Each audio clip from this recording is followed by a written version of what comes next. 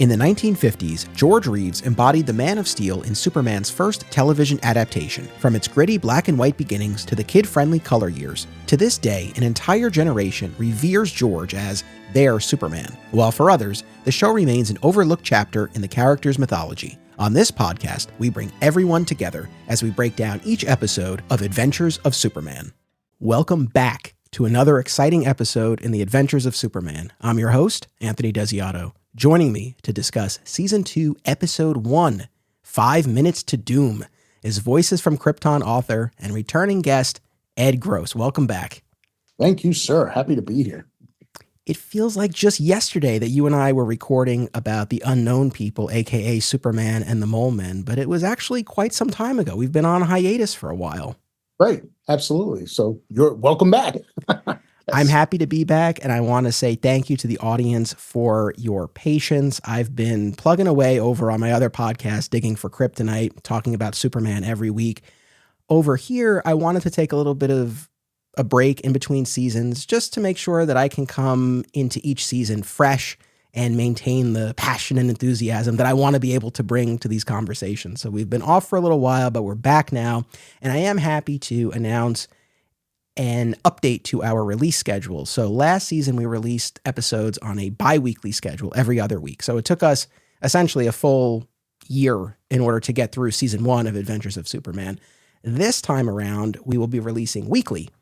So every Thursday, we'll have a new episode of another exciting episode in the Adventures of Superman. So we should be done with our Season 2 coverage by the time this year winds down. So wherever you happen to be listening to this, whichever podcast platform of choice, please make sure that you are subscribed. And that way, whenever a new episode releases, it'll pop up in your feed. And last season, we put out video versions of the podcast for most of the episodes. I'm not doing that anymore. We're back to audio only, but we will still be available on YouTube. So for anyone who prefers YouTube or YouTube music for their podcast consumption, this podcast will still be there. You'll see the key art for the show and you'll hear the episode. So if that's where you're subscribed, you can still continue to get the show there. But wherever it is, just make sure you're subscribed and join us every Thursday for new episodes. So before we get into this specific episode, Ed, that we're here to talk about, let me just toss it to you and ask you the big picture question. You know, last time you were here, we talked about your experience and your fandom of the show generally,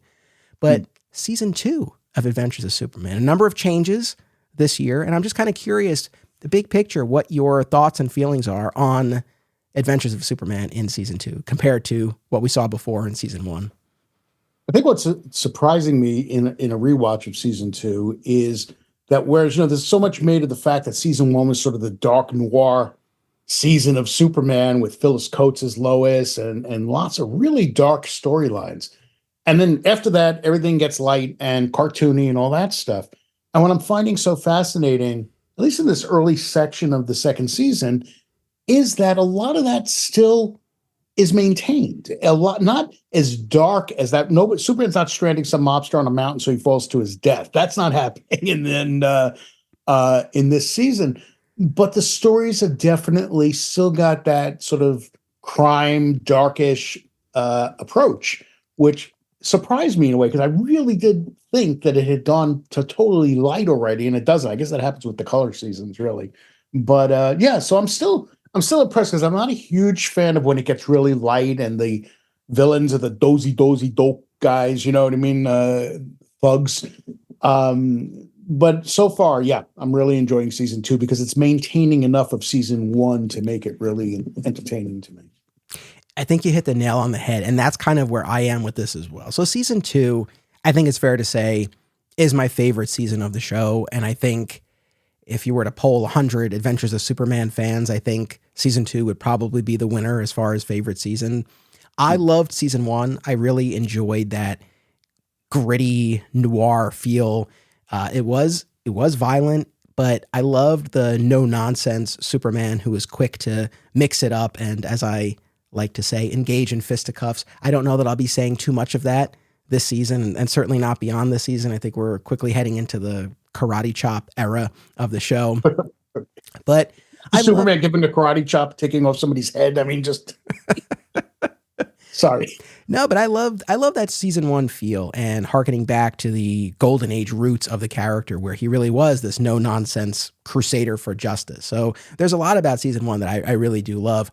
But I think you're right on the money where, and this has been my feeling as well. I think season two really is this bridge and strikes a really lovely balance between the grittiness of season one versus the silliness of the color years that we'll be getting to in the future of this podcast. So to your point, I think there is enough of season one elements that are retained here where it still feels in keeping with what's come before, but has that lighter quality to it. So I think it has that balance. And I think it represents probably, looking at the overall arc of the series, I think this season probably represents the best of Adventures of Superman. And there are a lot of episodes that I remember particularly well, and I can't wait to get into. There are others that I'm looking forward to refreshing my memory on. But I think when we look at, if we were to tally up the best episodes of the series, it's probably fair to say that most of them come from season two.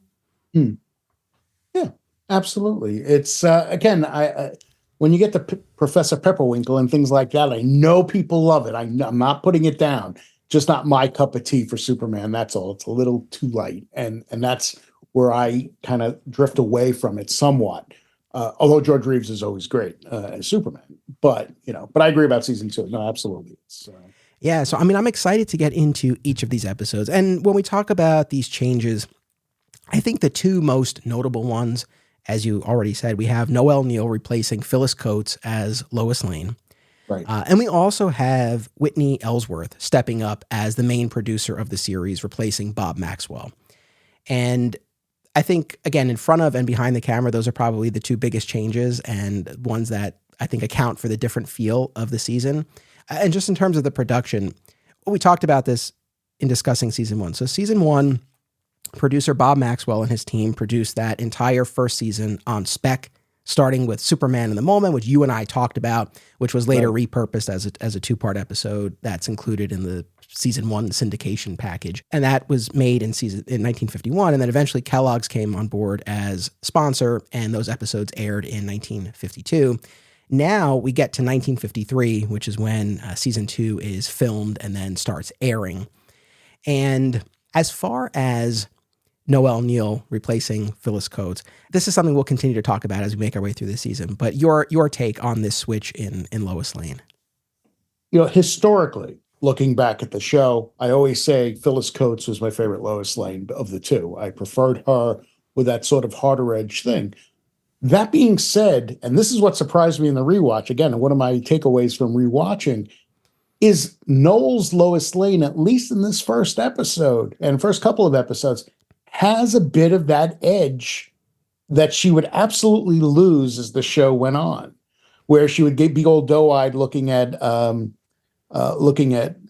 Clark, or Superman rather, and and that was like her function on the show, right? To be getting in trouble and loving Superman, and that was her big thing. Whereas Phyllis, I thought, had more of an edge to her.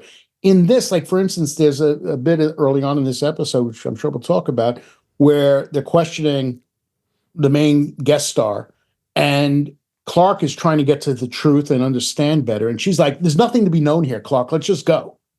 And that was so interesting to me because I wasn't in my memory used to that with Noel playing Lois Lane. So that was kind of cool to see. So that's sort of my feeling. I still like Phyllis Coates better, but I have a greater appreciation for Noel Neill now, having rewatched these episodes. I think I'm in the same camp. I love so much about what Phyllis Coates brought to the role. And we talked about it last season. I think an important piece to remember, and something I have to remind myself of, is that it's a combination of the performer and the material. So I think when we get to those color seasons and the really kid-friendly fare, I think that coupled with Noel Neill as Lois, it definitely has an effect. But I think here, again, in season two, where the material is kind of walking that line between what came before and what we're going to get, I think, again, it still feels, in keeping with the Lois Lane of this world, even though there's still a shift. So Phyllis remains my favorite, but I'm definitely also a fan of Noel Neill as well, and curious to revisit this season looking at her performance in particular. And kind of on that note, we have a couple of questions from members of my Patreon community that I want to share here. A couple of questions that sort of speak to what we're just talking about and just kind of the show as a whole. And then we have a couple of others that are more specific to the episode we're here to discuss, which I'll get to. So our pal Rick says, looking forward to getting back to watching The Adventures of Superman. I wait until at least the day before the episodes drop to watch the show. It's been a huge highlight for me. So thank you, Rick. And Rick is one of those audience members who is watching along with us. And I think in some or maybe all of these instances, he's watching them for the first time. But I love that. I love hearing from folks who are really watching the episodes alongside the podcast, which is really, really cool and adds a fun element to the proceedings. So thank you to Rick and to all of our audience, and especially those who are watching the episodes along with us. That's really, really cool. And then specifically to this question of Lois, we have a comment from another patron, Brian Dempsey, who says, now that Noel Neill has joined the cast, are you seeing the other characters change or interact differently as a result of how she portrays Lois? Once you're finished season 2 and have an even number of episodes for each Lois Lane, I hope you take the time to compare and contrast the two actresses and how they portray the character. I think that would be interesting.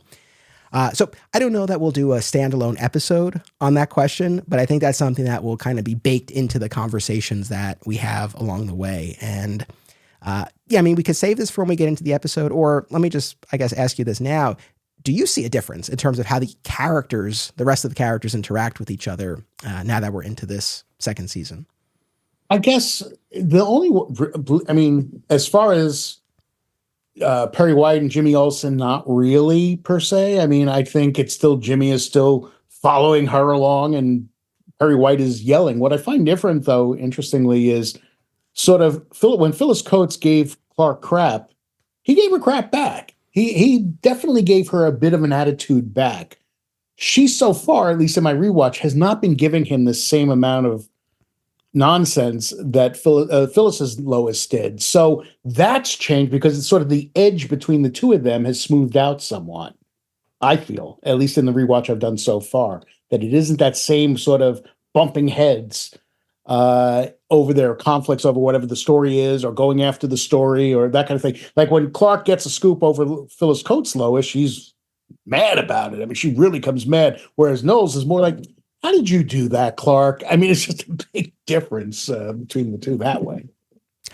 Yeah, I would concur with that. The other thing I watched on the DVDs, they have a little featurette on Lois and on this shift heading into season 2. And they have interviews with noted Adventures of Superman fans, Gary Grossman and Jan Henderson, and they talk about this. So I don't want to put this forth as my own idea. This comes from those interviews that I watched, but I watched those first, and then I started getting into these episodes, and I said, oh yeah, I see what they're saying, where the Daily Planet crew seems to be functioning as more of an ensemble, as more of a unit than maybe we've seen before. So that was definitely something. And then certainly they spoke to the greater vulnerability that she brought to the role as opposed to the tough as nails Phyllis Coates. And I think that's definitely something we can all identify with. So again, we'll continue to talk about this as we make our way through this episode and all of the episodes to follow. And I'll just say really quickly, so those were comments from patrons of mine. If anyone is interested in joining my Patreon community, patreon.com/Anthony Desiato, you can check out the link in the show notes. And you can pledge a dollar amount on either a monthly or annual basis. It really helps support the show, and you can choose from a range of rewards. And at our $1 level, you can become a member of the Daily Planet Bullpen, and you'll be the first to hear about when I'm going to be covering certain episodes. And specifically, you'll have the opportunity to submit a comment or question to be addressed on the episode. So I really do appreciate all of the patron support. And if you're interested in getting in on this, click the link in the show notes. All right, let's get into 5 Minutes to Doom. So this aired September 18th, 1953, written by Monroe Manning, directed by our old pal, Tommy Carr. And here is my synopsis for the episode. I think this season I'm going to give slightly more detailed descriptions of the episodes to give us slightly more flexibility as we're doing our scene-by-scene discussion. So this will kind of give us a more thorough overview of the episode. While interviewing death row inmate and former building inspector Joe Winters, Clark uses his super senses to determine that Winters is telling the truth about his innocence in the murder of Baker, a construction superintendent. Lois and Clark race to prove his story and learn that the murder and frame job were orchestrated by Mr. Wayne, whose building company was using substandard steel in the construction of an overpass. At the critical hour, phone lines are down, making Superman the only one who can reach the governor in time with this information to stop the execution. Let me toss it to you, Ed. Big picture, overall impressions of this episode. How did you like it? I liked it because part of it is because it really was a throwback in a lot of ways to Action Comics #1, where Superman had a race to stop the execution of this guy and get to the governor in time to have this done. So I love that aspect of it, a lot. I don't want to talk too much about the scenes because we're going to be going over them one by one. But I thought it was a good, solid episode that had some interesting moments that I'm looking forward to discussing. And again, it's like, it always amazes me.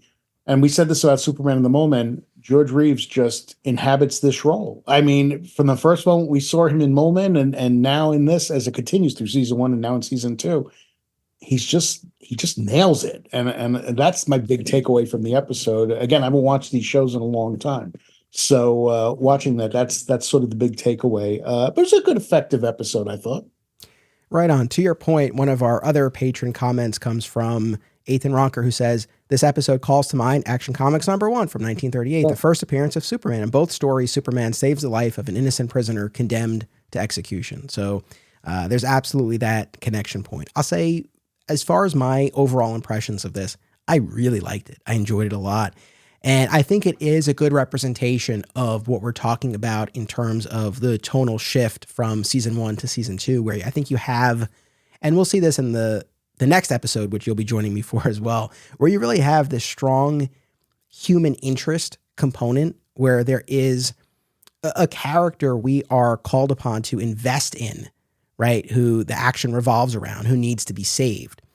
So I think, again, this really kind of encapsulates what we're seeing as the show moves from season 1 to season 2. So I found it interesting from that respect. I found it to be a compelling episode. And when we're talking about connection points to other aspects of the Superman mythology, other than Action Comics #1, the main thing that it made me think of was the episode, The Late Mr. Kent from Superman the Animated Series. Are you familiar with that? Yeah, absolutely. Yeah, I can see that. Yeah, absolutely.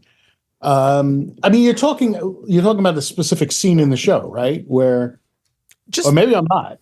Well, just sort of this big picture idea, because in the animated series from the 90s, there's an episode where there is a man on death row who Clark interviews and uses his super senses to determine that he's actually telling the truth and investigates. And Clark ends up becoming the target of the true culprit and is the victim of a car bomb. Obviously, Clark survives, but he has to go into hiding, essentially. Otherwise, he'd be revealing his secret identity, and then he has to work only as Superman to try to bring the truth to light. And of course, eventually he does, and he's able to come up with a cover story that allows him to maintain his secret identity. So the animated series, I think, went a little bit deeper, at least in terms of raising the stakes for Clark himself. But just this big picture idea of trying to save an innocent man condemned to die, and the fact that Clark has these senses that enable him to determine the person is telling the truth. So again, that was what I had in my head as I was watching this. It definitely brought that to mind. Good point. Let me give a quick guest cast breakdown. So we have Dabbs Greer as Joe Winters. Now, he was in Superman on Earth from season 1. He's the man who Superman saves from the blimp at the end of the episode when he makes his debut. I mean, it's a very vital role, but that's him. We also have Lewis Russell as Mr. Wayne. Mr. Wayne. Now, this episode we have a Wayne, and in the next episode we have Dan Grayson. It was just interesting to me. We have these iconic Batman universe names. Whitney Ellsworth, right, is in charge of the show. Could very well be, given he was the comic editor at the time, for a lot of this stuff. Exactly. And Gene Willis as Marion Cummings, Wayne's secretary, or as we would say today, administrative assistant. And we have one final comment from our patrons. Mike Thomas says, looking forward to all of this. I just watched 5 Minutes to Doom, and it's a very strong episode for the season 2 premiere. Lots of dramatic tension leading up to the moment of execution. Dabbs Greer is great as the prisoner. I forgot he was also briefly in the first episode of season 1. He was also in an episode of another DC-related series, a season 2 episode of the 1970s live-action Shazam series called Fool's Gold, which I liked. I have never seen that series. Have you? Yeah, I have. It's bad. I mean, it's really, look, when Billy Batson's mentor is called Mentor, that's a problem. It was a Saturday morning live action show, and the plots were really flimsy. Even I think I was like 13 or 14 when that aired. And even then I knew this is bad, but I'm sure that people love it, but yeah. So I wasn't a big fan. I liked ISIS better just because of Joanna Cameron. So there you go. Fair enough. I'd be lying if I said it's on my list and that I'll get to it eventually. I likely won't, but you never know. Yeah. So before we get into our scene by scene breakdown, I do just want to talk about the opening sequence. Now, the main differences that I noticed, I think an updated shot of George as both Clark and Superman. Did you notice that at the end? Yes, where he goes from Clark back to Superman again. Mm-hmm. Is that what you're talking about? Yeah. Yeah, absolutely. It was kind of cool. I think you got to close on Superman anyway. That's got to be the final shot.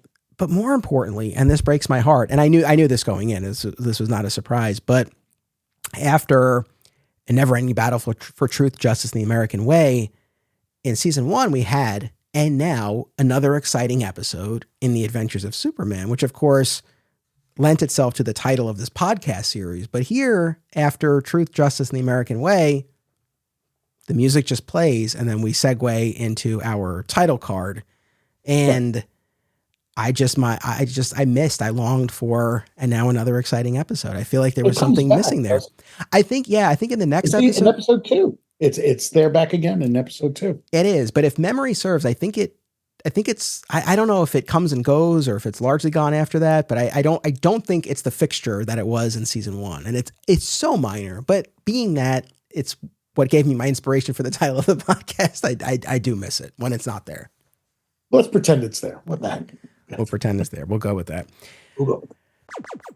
Fat Moose Comics is New Jersey's best and oldest comic book store. Established in 1982 and under new ownership since 2020, Moose sells a wide selection of comics from every publisher and time period, along with action figures, graphic novels, posters, statues, and more.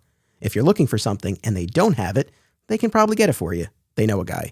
Visit Fat Moose in Whippany the next time you're in the Garden State, and be sure to reach out via the Fat Moose Comics Facebook page. Aw Yeah Comics celebrates and promotes everything that is wonderful about comics, toys, artwork, and the joy they bring to people.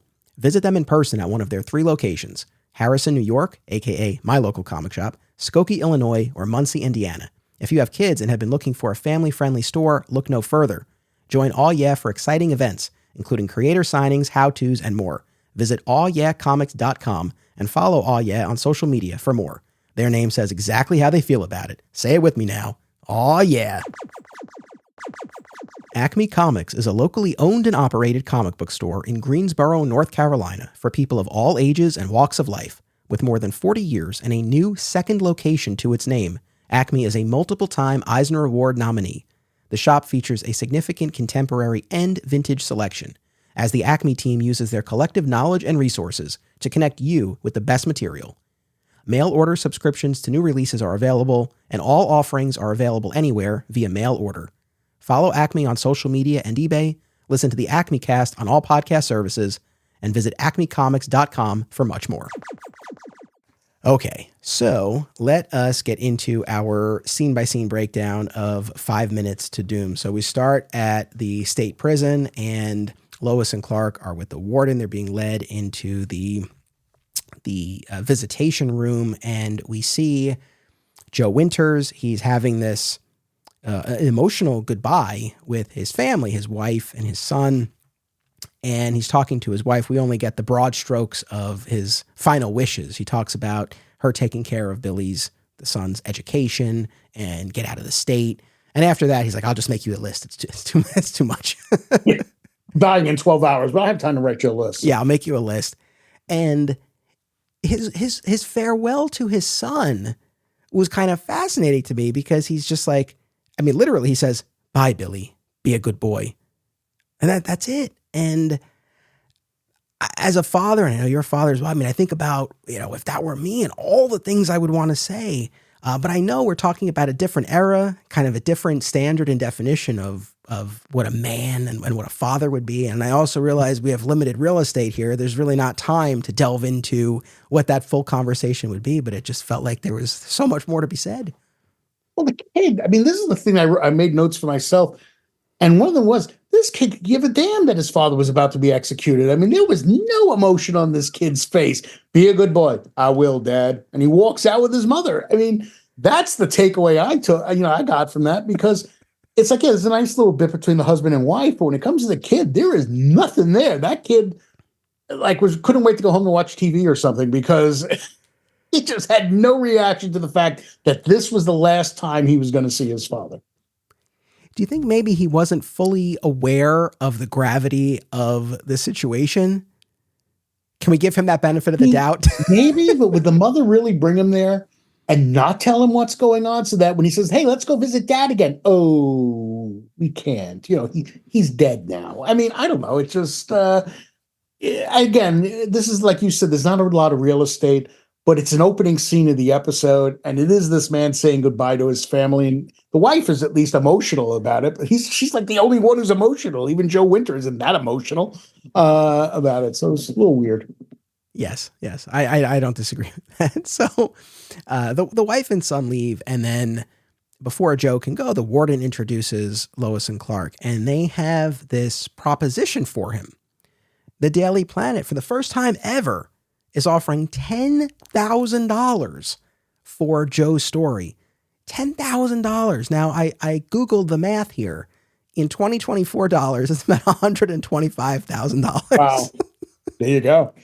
Oh, he was definitely taken in by the amount. He liked that. Yes, and that totally tracks. I've said this so many times before. The thing I'm always struck by whenever we touch upon anything financial with respect to the Daily Planet is just a different era, and like they were just rolling in it. Like the fact that they could offer $10,000. So what's funny to me about this scene, not funny, but I think it's a great scene, and I think it shows you a lot about Joe Winters, and I think it really invites the audience to invest in his story and the outcome of all of this in a very powerful way.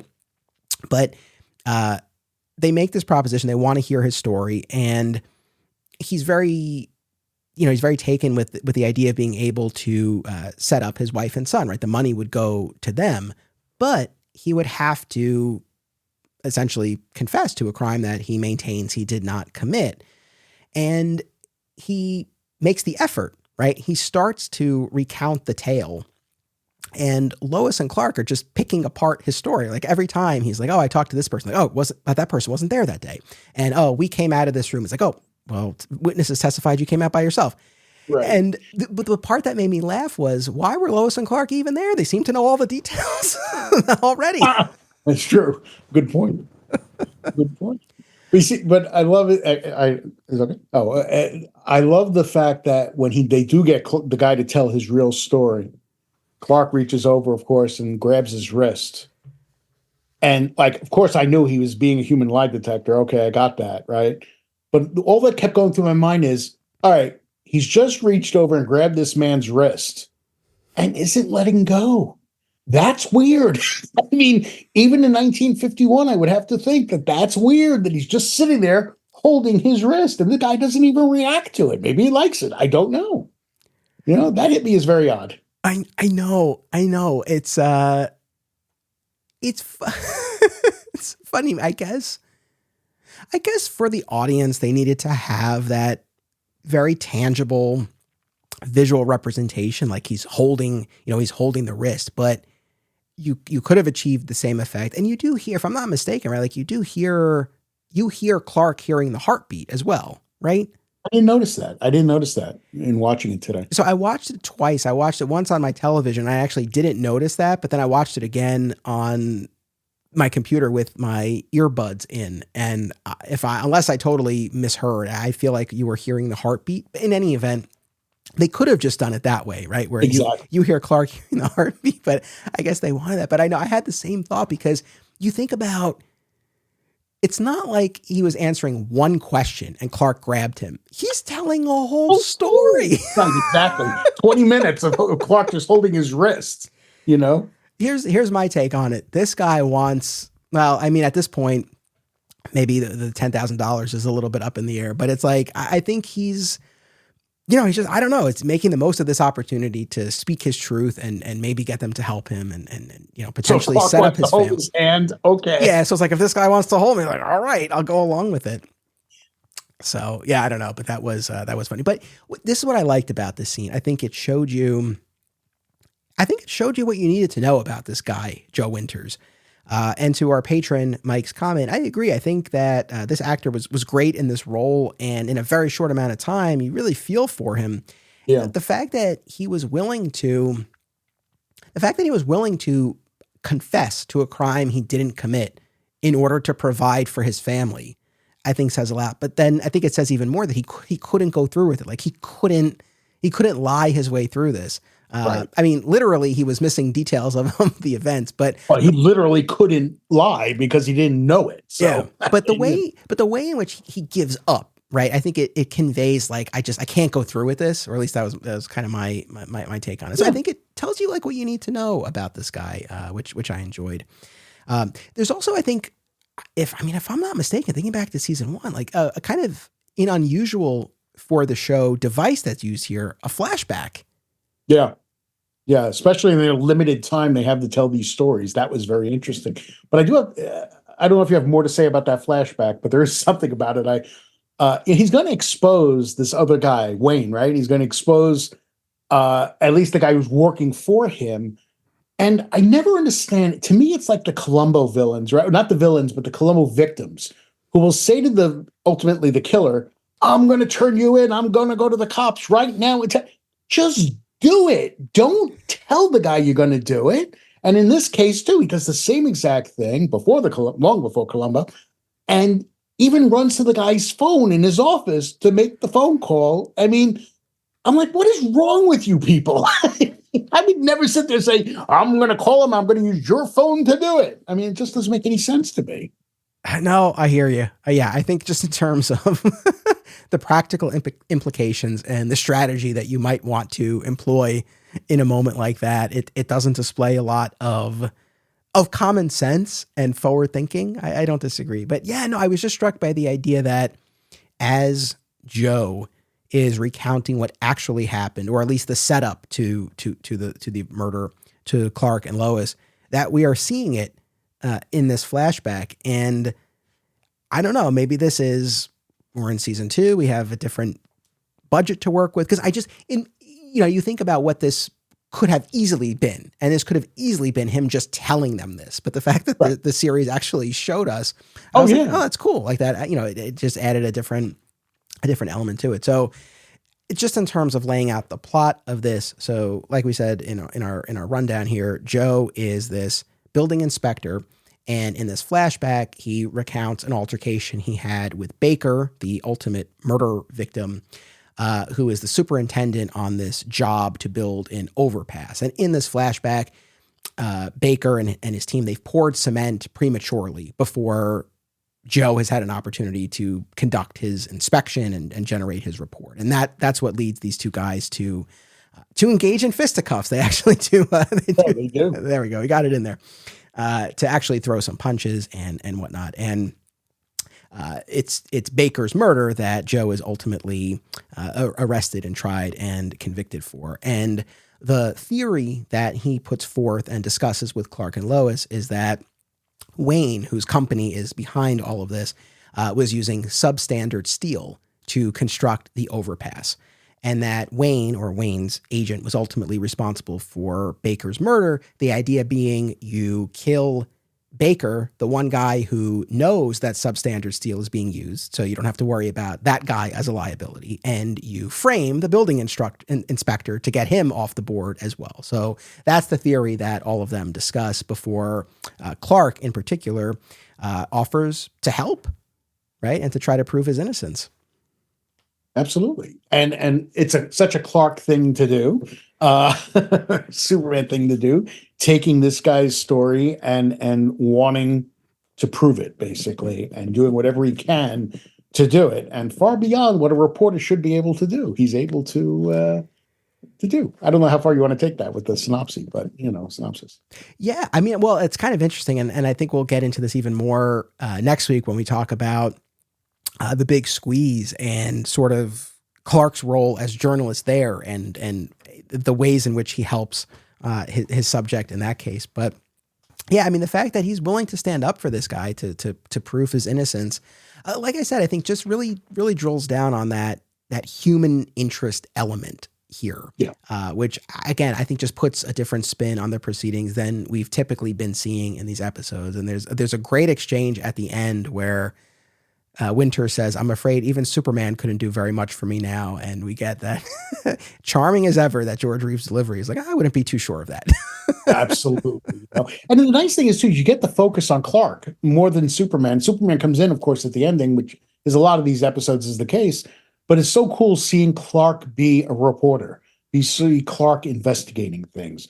I really like that aspect. It was like when you're jumping decades ahead, what was the big difference between Batman v Superman and the Ultimate Edition is you got to see Clark Kent being an investigative reporter, and it made such a huge difference seeing him do his thing as Clark Kent. That's this episode. That's what I like too, is you get to see that part of him. Yeah, I couldn't agree more. It's like, yes, eventually we need Superman to get to the governors in time, but it's after this investigation spearheaded by Clark and involving the rest of the Daily Planet crew. No, I love that they're the drivers of all of the action here. I think it's fantastic. So as Lois and Clark leave off on their mission, there's another visitor in the room there who is clocking all of this and then calls Mr. Wayne to relay what he has observed. So that's our first view of Mr. Wayne here, who enlists his henchman, who we're actually going to see again next week in the Big Squeeze episode as Luke Maynard. That's right. I didn't even realize that. Yeah. And so this leads us to our next big scene here, where the henchman poses as a hitchhiker on the side of the road as Lois and Clark are driving along, and they pick him up, and he's carrying this lunchbox, and he places it on the floor of the car and leaves it behind when he departs the vehicle. And Lois is savvy enough to say, "Hey, didn't he have a lunchbox when he got in here?" And Clark turns around and uses his X-ray vision. So we see a number of super senses at play in this episode, which I thought was cool as well, right? Absolutely. And sees that there is a bomb inside the lunchbox. What was your take on what unfolds at this point? I thought it was really cool. First of all, Clark telling Lois to accelerate, go as fast as you can, and him leaping out as Clark Kent of a moving, speeding car with a bomb, landing on the ground. It explodes. Lois freaks out, backs the car back up, and calls out to him and stuff. And she's, Clark, are you okay? What I love, first of all, I don't know why, but I love the imagery of the fact that the bomb burned a hole in his shirt and the S is exposed. First of all, I thought that was great. So I thought that all was very cool. Where it started to lose me, though, was when he said, "Lois, there's a trench coat in the back seat. Why don't you throw it down here? I don't want to come out looking like this." Oh, how convenient. He has a trench coat, a big, long, black trench coat. That's number one. And this is the one to me that says, I hate to say this, that Lois Lane is truly the stupidest reporter that ever lived, because he comes up from this dip thing, or this whatever you call it, this hole that he was in. He climbs out, comes back up to talk to her without his glasses on. He looks like Superman, is talking to her face to face, inches apart from each other, and she doesn't notice. Now, I know this is part of it's just the make-believe part, but what it did alert me to, which I found interesting, is that when you saw Clark in the next scene with his glasses back on, there actually is a difference in how he looks. Superman and Clark Kent. You know, people always make the joke, he takes off his glasses and he's this, right? But it's suddenly I'm looking at him, it's like, he really does convey something different, even though the voice is exactly the same. So I thought that was interesting. So it's a whole mixed thing of this very cool thing of him leaping out of this car, exposing his ass, and then having to come up there. But then it slapped me in the face with, come on, you're looking right at him without his glasses on. So am I reading too much into it? No, I get you. I was surprised too that they went so far as to have him without his glasses, though it's not the only time in this season. We're going to get to what's widely regarded as the best episode of the series, Panic in the Sky, where Clark is in bed, he's lost his memory, he doesn't have his glasses on, and no one makes this connection. It was interesting. I think what struck me more than that was Lois's reaction. Lois says to Clark, "That's about the bravest thing I've ever seen." Yes, the compliment, which never comes out, Clark. Right, which I feel like I'm always beating up on the show for this, but again, we're here to unpack all of these things. It's just always interesting to me that the other characters, Lois in particular, they're always so quick to put Clark down. Yet Right. he's always the first person anyone calls for. And then you have an instance like this where he displays like stunning heroism, which Lois verbally acknowledges. So when we get to later instances in the season, and Panic in the Sky is actually another good example of that, where she makes a comment at the beginning of the episode about Clark must be hiding in his basement while they're all, watching for the asteroid. It's like, well, I don't know, this guy jumped out of a moving car to save you from a bomb. How short memory do you have, Lois? Yeah, saved you both. Yeah, but it was cool. I mean, I loved the save that he made, and it was that subsequent interaction with them was interesting. I think for the reasons that that we've said, both in the context of this episode and what we've seen and what we will see elsewhere in the series. So back at the Daily Planet, Perry, as always, right, always skeptical, always needs to be convinced. He has his concerns initially, but Lois and Clark are able to overcome them, and perhaps the most compelling piece of evidence they have is that someone tried to kill them. Like, clearly they're onto something here as the hours, kind of count down to this innocent man's execution. And Perry eventually offers to help. So Lois, Clark, Perry, Jimmy, they all have their marching orders here. Perry is going to contact the steel companies and find out what Wayne actually ordered to use in this overpass. Lois is going to go to the state building to find out what steel was supposed to be used, right, to try to prove that he was using this cheap material, contrary to what was intended. And Clark and Jimmy will go to the murder scene, which leads us to the next scene in the episode where they're inside the shack where the shooting occurred, and Jimmy discovers this kind of trap door that the workers use, but that Jimmy and Clark surmise the killer could have used to sneak in and fire off the shot. Right. No, absolutely. It's I'm not sure what to add to that. It's just a good interaction, I think, with Jimmy using his brains there. I thought, instead of, again, getting himself in trouble, actually himself doing a little bit of research and investigating and coming up with a clue, a really strong clue. Definitely. And I think that's the standout of that moment for me, is just seeing Jimmy not just be there for comic relief, but to actually provide an important clue for Superman. We reference the television series Smallville a lot around here, and there's one Smallville rewatch podcast that's always at the top of my queue.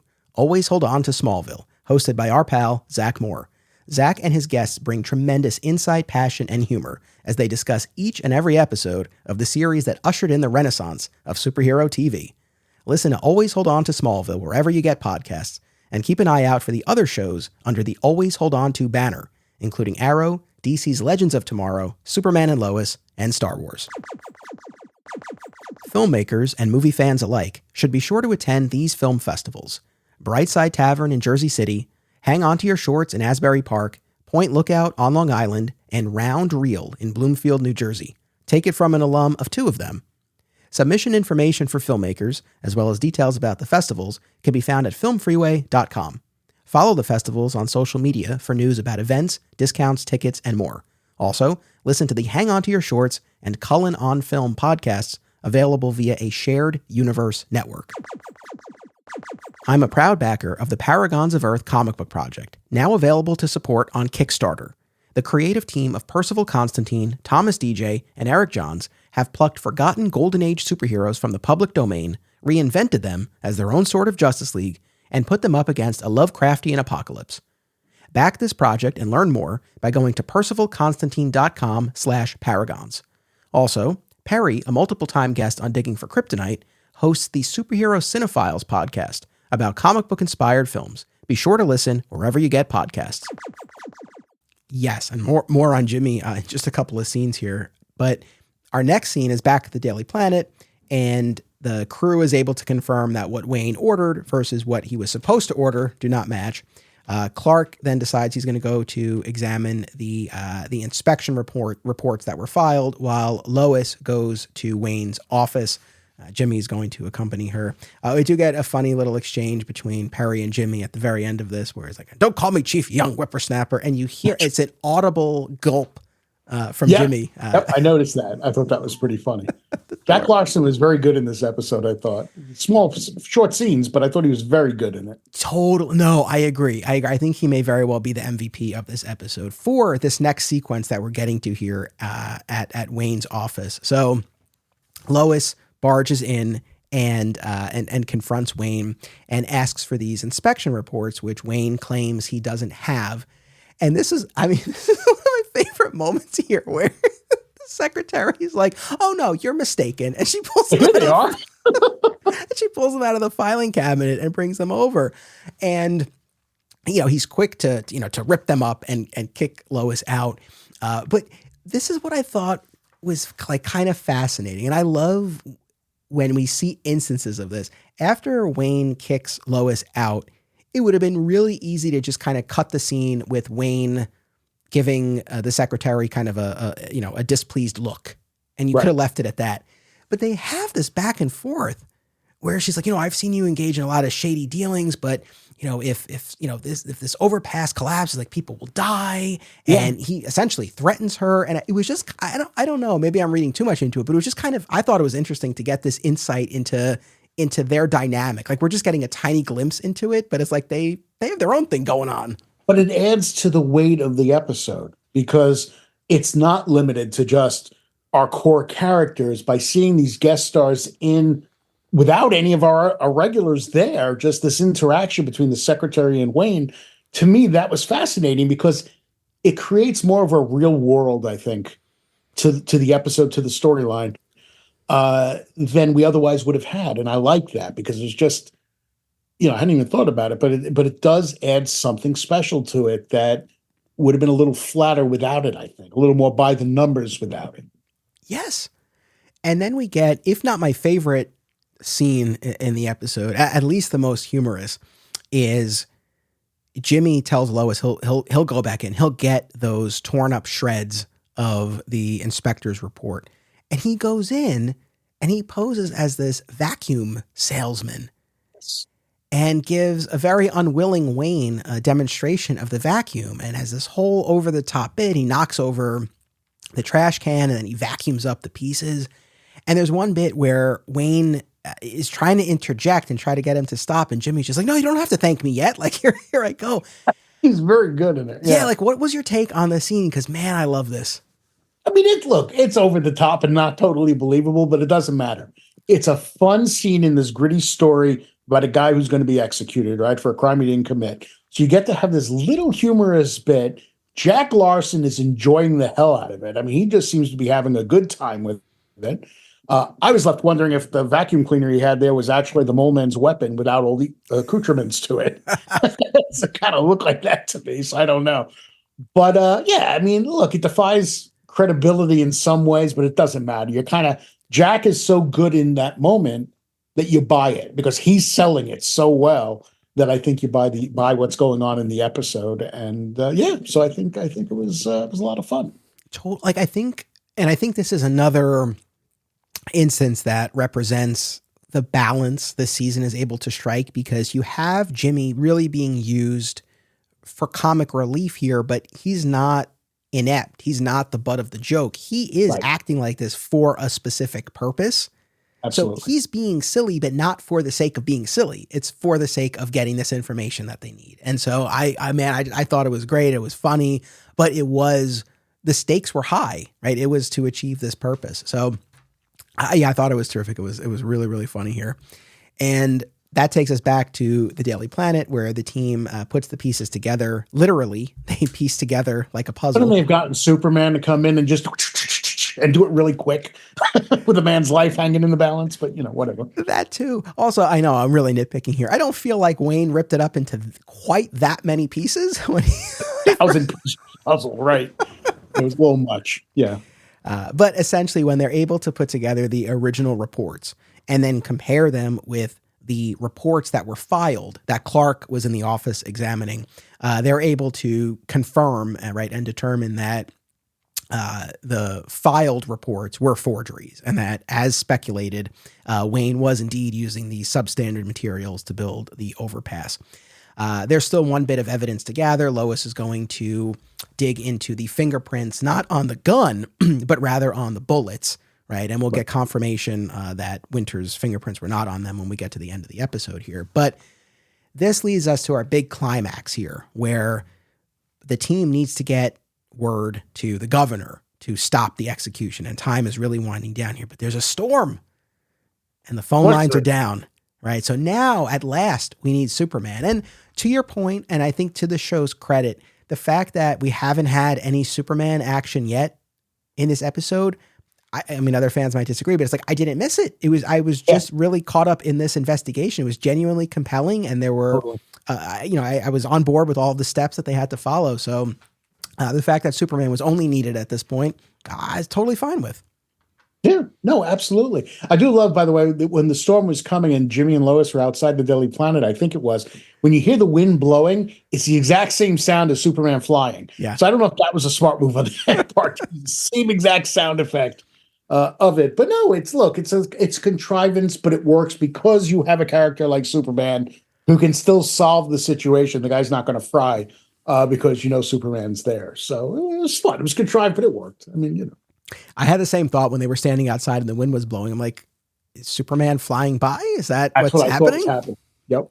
That's what I thought. So Clark changes into Superman and races to the governor's mansion. I love this exchange between Superman and the governor where he's like, you have to stop the execution. And the governor's like, what proof do you have? And Superman's like, there's no time. You have to take my word. And the governor's like, okay. Good enough for me, right? Which makes sense. Saying it, I'm going with it. Yeah. It's funny because we talked about this a lot in season 1. And yes, this was a product, I think, because the episodes aired out of order, but it was kind of all over the place over the course of season 1, where sometimes Superman would show up and it's like, oh, it's Superman. But a lot of times it's like, who the hell is this guy? Yeah, right. Well, I guess by season 2, they all knew who he was and the governor could put his faith in him. So there you go. Yeah, his word was more than enough for this governor to sign the order. Screw the jury, screw the judge. Let's save the guy. Okay. Yeah, which Superman races over to the prison. The music here was really dramatic as we were cutting back and forth between Joe being marched in for the execution and Superman trying to get this order and get there in time. And I really liked the use of shadow here. I was just going to say the silhouette stuff is fantastic there, or the shadow stuff is really effective and creepy. Yeah, I mean, I assume, my God, if this had been season 1, you would have seen that guy strapped into the electric chair. No problem. Absolutely. With the electricity starting to kill him, and then Superman saved him before it could kill him all the way. Oh, 100%. Yeah. So, but that's a good example where, yes, I think this speaks to the shift from season 1 to season 2, but just stylistically, it was a cool choice and it doesn't beat you over the head with it. It's effective. Yeah. But, on that note, and I talked about this on my other show when we talked about that Superman, the animated series episode there, it ends with the true culprit in the gas chamber getting gassed, getting executed. It's like quite explicit for a children's cartoon, but in any event. Oh, yeah. But yeah, I think the use of the shadow and the dramatic music was really effective, and Superman bursts through the wall and is able to stop this, and it's a triumphant moment. And it's like everyone had their part to play in this. Yeah. Right? Absolutely. And I love when Superman, when the warden is literally pulling the handle to start to do the electrocution, and Superman's arm goes in between it. I mean, granted, the effects are, but they're for the time. But just watching a Superman feat like that with him absorbing the electricity as it's connecting, I thought was really effective. And I do love his very sort of to the side saying, sorry about your wall. Yeah, it was great. No, I'm glad you brought that up about the electricity. That was a nice touch. I mean, it really showed how down to the wire, literally, this was. Oh, literally, right, yeah. Then we have our denouement back in the Daily Planet office where they're all regrouping here. And of course, Lois is questioning how Superman knew about all of this and was able to intervene at the last second. But, Clark puts forth this notion that, well, look, he was probably monitoring the situation all along and stepped in when he needed to, which we'll go with. Oh, this goes back to what you were saying before with Lois and the secret.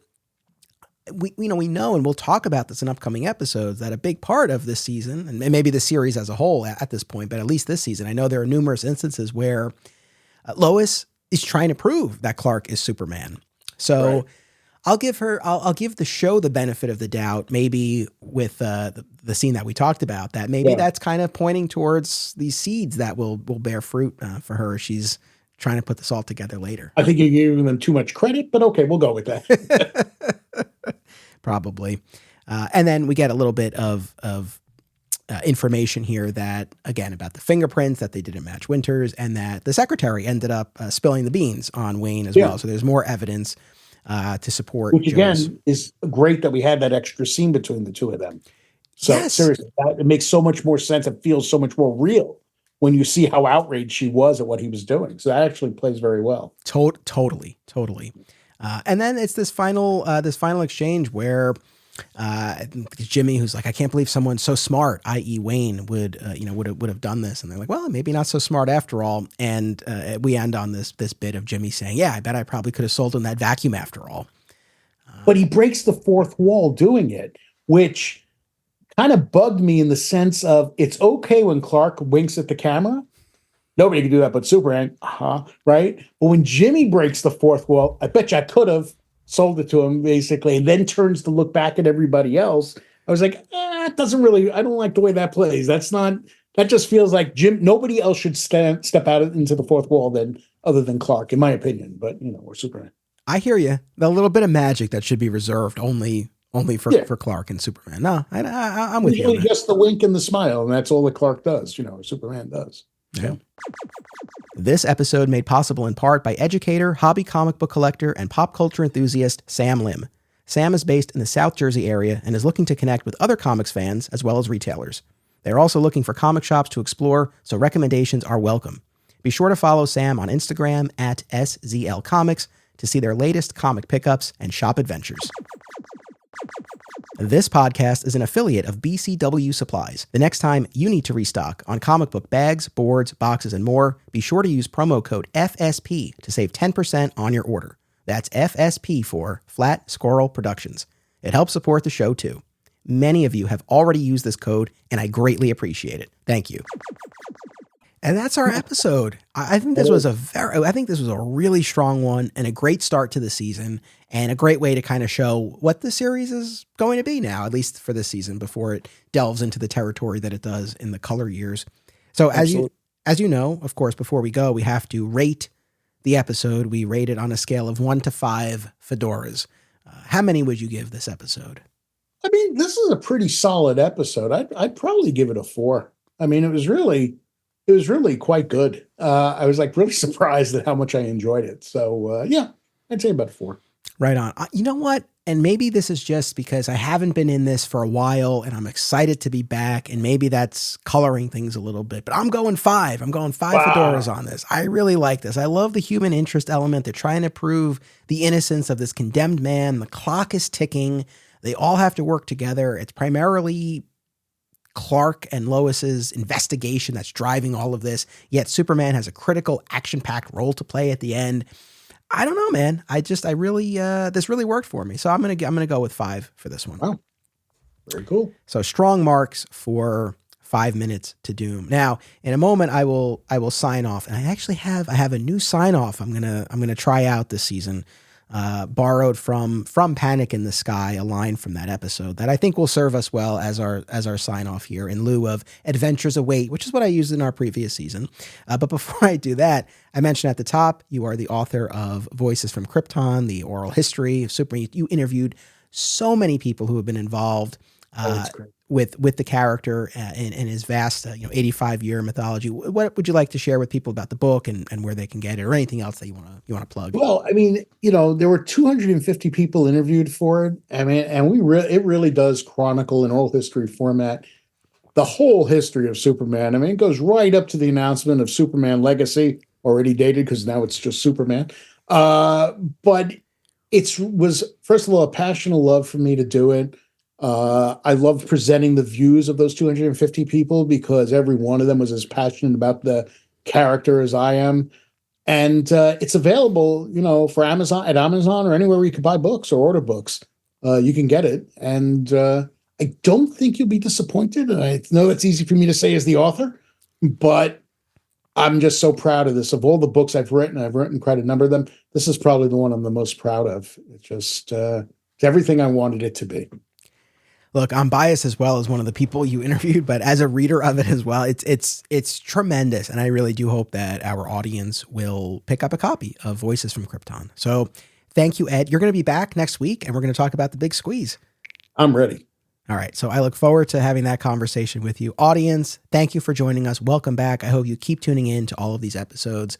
And until next week, remember, only Superman can do super things.